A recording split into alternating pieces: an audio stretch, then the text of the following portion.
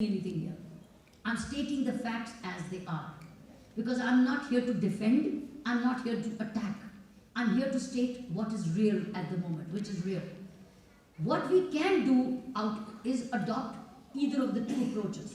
Sir, you may sit down and I will request you to, when the next question turn comes, is two approaches. One is a top-down approach to control corruption. A top-down approach is exactly what we did when we said we want a tough Lokpal bill. That's a top-down approach, which means we begin from the top law and we attack the big sharks. And that's what the Lokpal bill is. Once it comes, it will attack the big sharks. And when the big sharks are taken, the small fish can be saved. So that's called the top-down.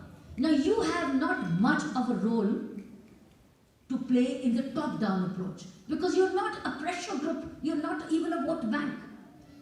Forget about a pressure group, you as non-resident Indians are not even a vote bank. So therefore you're not a pressure group. So therefore what can you do? You can do the bottom-up approach. And that, ladies and gentlemen, the bottom-up approach is what I told you. Work in your own areas. Areas you relate to. Causes you relate to. Causes you feel for. You feel for children. If you feel for your own area, work for your own area. If you feel for a cause, identify a cause in India and support it. Once you're satisfied that your hard-earned money will be used honestly. One, own area, own village. Second, my friend, is cause.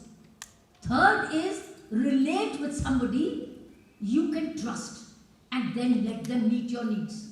So this is called the bottom-up approach. Today in India, immaterial of the corruption at the top, if you raise the level of education from the bottom and upskill the people, do you know what will happen? Millions of people will generate wealth and they will bring the GDP up. Poverty, illiteracy, ignorance, all these things will get minimized because you will have a wealth generating community. And today, we need millions of jobs every year to upskill the people. So we can have a bottom-up approach. So you might just say, I may do 5, I may do 10, how much does it make a difference? It does. 5, 10, 10, all over the country makes the difference. If every non-resident Indian starts to adopt one village, India would be a different country in the next 3 years. And in that village, work on education, health care. Because 70% of India is still village it's not even tier 2, which are deprived of certain very basic amenities. And imagine with 6 lakh villages, we have millions of non-resident Indians. Only non-resident Americans can change India. You will have a new generation coming up from you, which will question the government in power to say, why are you doing this? They will become the pressure group. You can't, but you can get a pressure group created. Non-resident, whenever I come to America, I tell non-resident Indians, why don't you all come together to empower India from bottom up? Adopt common programs. Don't get divided into Gujarati, Marathi, Punjabi, Tamil, Telugu. Come together as non-resident Indians. And work with India. I'm telling you, give yourself a 5-year plan. It will be a different country. Work with Uttar Pradesh, work with Bihar. Gujarat is being worked upon. No problem, leave it alone. But let's work in other states. Indian is an Indian anywhere. How does it matter whether what language he speaks? He's an Indian. He's my Indian. He adds to my GDP.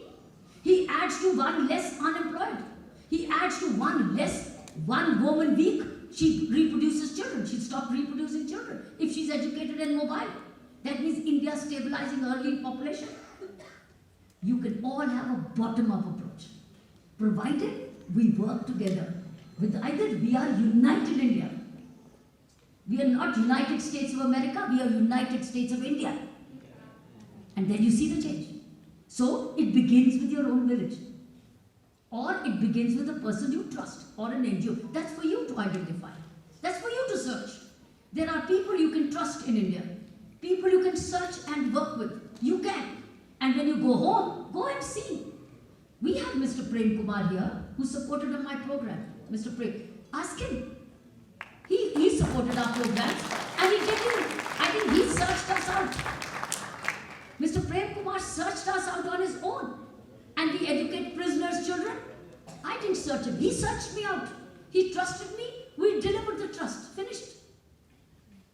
And we've remained connected somehow. But the point is, I wouldn't ever forget something which he did selflessly for a cause. Did he at that time say, prisoner's child not coming to Seattle? What should I do for you?